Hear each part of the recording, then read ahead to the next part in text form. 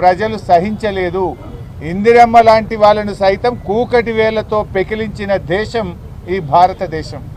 ఇవాళ రేవంత్ రెడ్డి కూడా పోలీసులు అడ్డం పెట్టుకొని ప్రతిపక్షాల గొంతు నొక్కాలని, ప్రశ్నించే గొంతు నొక్కాలని ఇవాళ రేవంత్ రెడ్డి గారు ప్రయత్నం చేస్తూ ఉన్నారు. ఇవాళ పోలీస్ స్టేషన్లన్నీ కూడా కాంగ్రెస్ పార్టీ ఆఫీసులుగా మారిపోయినాయి. ఎఫ్ఐఆర్లు పోలీస్ స్టేషన్లలో తయారైతలేవు, గాంధీ భవన్లో ఎఫ్ఐఆర్లు తయారైతా ఉన్నాయి. ఏ సెక్షన్లు పెట్టాలనో, ఎవరిని అరెస్టు చేయాలో గాంధీ భవన్ నుంచి, కాంగ్రెస్ పార్టీ కార్యాలయం నుంచి ఇవాళ ఆదేశాలు ఇస్తున్నటువంటి పరిస్థితి ఉన్నది. పోలీసు ఉన్నతాధికారులు కూడా ఇవాళ ఒక విషయం ఆలోచించుకోవాలి. మీరు రేవంత్ రెడ్డి ఏం శాశ్వతం కాదు. ఈయన ఇవాళ ఉంటాడు, రేపు పోతాడు. రేపు మళ్ళీ బీఆర్ఎస్ ప్రభుత్వం రావచ్చు, ఇంకో ప్రభుత్వం రావచ్చు. కానీ పోలీసులు ఒక విషయం గుర్తుపెట్టుకోవాలి, రాజ్యాంగానికి లోబడి, చట్టానికి లోబడి పనిచేయాలి తప్ప రేవంత్ రెడ్డి ఆదేశాలతో మీరు పనిచేస్తే రేపు మీరు ఇబ్బంది పడతారు. చట్టం శాశ్వతంగా ఉంటుంది, రాజ్యాంగం శాశ్వతంగా ఉంటుంది తప్ప రేవంత్ రెడ్డి ఏం శాశ్వతంగా ఉండడు. ఆయన ఇష్టం వచ్చినట్టు ఒక సైకోలాగా ఇవాళ రేవంత్ రెడ్డి వివరిస్తూ ఉన్నాడు.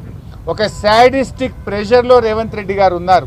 అంటే ఆయన ఒక పగ, ప్రతీకారంతో ఆయన పనిచేస్తూ ఉన్నాడు. ఇవాళ రేవంత్ రెడ్డి గారు ఒకటే విషయం ఆలోచించుకోవాలి. ఆయన ఏదో ప్రతిపక్షంపై పగబెట్టి గౌరవ ఎమ్మెల్యేలను, ప్రతిపక్ష నాయకులను నోటికొచ్చినట్టు మాట్లాడుతూ ఉన్నాడు. ఆయనలో ఒక శాడిస్టిక్ ప్రెషర్ ఉన్నది.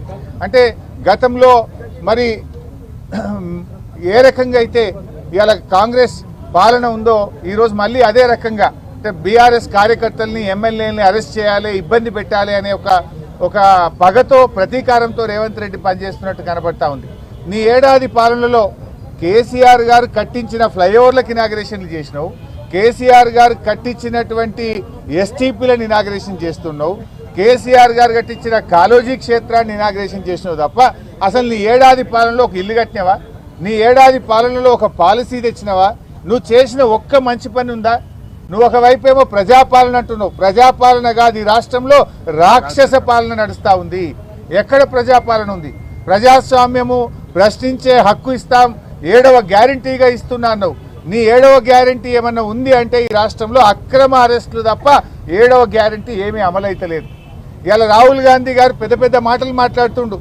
నన్ను ఎందుకు పోనీయరు అని చెప్పి మొన్న ఈ మధ్య నేను ప్రతిపక్ష నాయకుడిని, నన్ను ఏ రకంగా అరెస్ట్ చేస్తారు అని రాహుల్ గాంధీ గారు మాట్లాడుతున్నారు. నేను అడుగుతున్న రాహుల్ గాంధీ గారు, ముందు నీ ముఖ్యమంత్రిని అడుగు. ఈ రాష్ట్రంలో ప్రతిపక్ష నాయకుడిగా ఉన్న మధుసూదనాచారి గారు లగచెర్లకు వెళ్ళారు. ఆయన ఎందుకు అరెస్ట్ చేశారు? అర్ధరాత్రి పూట లగచెర్లలో మహిళల గొంతు మీద కాళ్ళు పెట్టి వాళ్ళ భర్తలను, పిల్లల్ని నువ్వు అరెస్ట్ చేస్తే ఆ కుటుంబాలను పరామర్శించడానికి, వాళ్ళకి ధైర్యం చెప్పడానికి ప్రతిపక్ష నాయకుడిగా మధుసూదనాచారి గారు వెళ్తుంటే ఆయనను అరెస్ట్ చేశారు కదా. ప్రజా సంఘాలు POW సంధ్య గారు వారి సభ్యులందరినీ కూడా నడి రోడ్డు మీద బట్టలు చింపి వాళ్ళు అరెస్ట్ చేశారు కదా. అసలు ప్రజాస్వామ్యం ఎక్కడుంది? రాహుల్ గాంధీ గారు రాజ్యాంగం గురించి, ప్రజాస్వామ్యం గురించి మాట్లాడాలంటే ముందు మీరు రేవంత్ రెడ్డి నీ చక్కగా చేయి, ఆయనకు ఆదేశాలు ఇయ్యి, లేదా ఆయన నీకు వినకపోతే ఆయనను తొలగించు.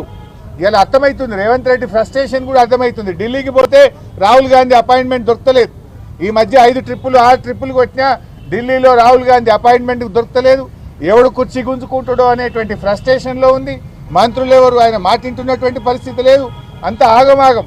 ఆ ఫ్రస్ట్రేషన్ అంతా, ఆ ఫ్రస్ట్రేషన్లో ఒక శాడిస్టిక్ ప్రెషర్లో ఇవాళ పాలన కొనసాగిస్తున్నాడు. ఆయన ప్రజలకు, ప్రభుత్వం పాలన మీద దృష్టి లేదు. ఎంతసేపు ఎక్కడ డబ్బులు సంపాదించాలి, ఎక్కడ ప్రతిపక్షాల మీద అక్రమ కేసులు పెట్టాలి, ఎక్కడ ప్రతిపక్షాలను వేధించాలి, దీని మీద ఇవాళ రేవంత్ రెడ్డి గారు పనిచేస్తున్నారు తప్ప అసలు పాలన ఇవాళ గాలికి వదిలేసిండ్రు.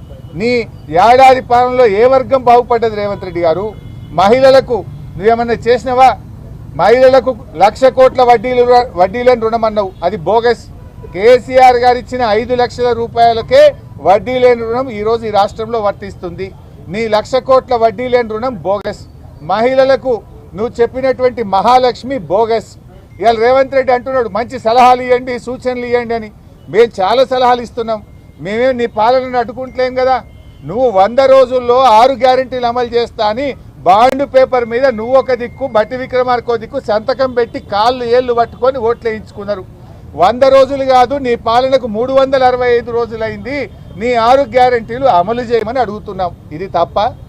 నువ్వు రైతులకు వరంగల్లో డిక్లరేషన్ ఇచ్చి 9 హామీలు రైతు డిక్లరేషన్లో